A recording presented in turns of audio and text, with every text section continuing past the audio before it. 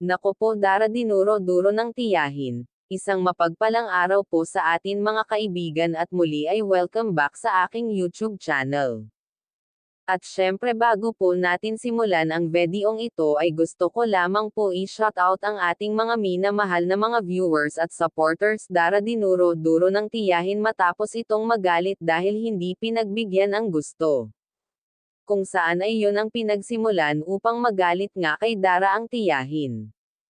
Grabe nga mga kaibigan, kawawa naman si Dara sa mga nakapaligid sa kanya. Porkit walang magulang ay inaapi, dapat nga ay sila ang magdamay sa magkapatid. Lalo nga ngayon na nakakatakot ang mga nangyayari.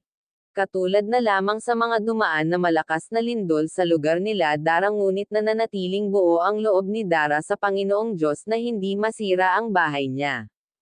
Dahil wala siyang ibang inaasahan na tutulong sa kanila. Magaling talaga ang pagkagawa ng mga karpintero sa bahay ni Dara. Kasi dinaanan na ng malakas na bagyo at lindol ngunit nananatiling malakas at buo ang bahay ni Chinitang Dara. At dahil malapit na po ang Pasko ay sana po marami pang tumulong kay Dara para merry ang kanyang Pasko.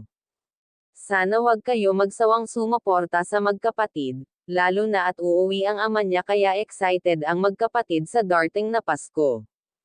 Konting araw na lamang at makikita at makikilala na natin ang ama ni Dara.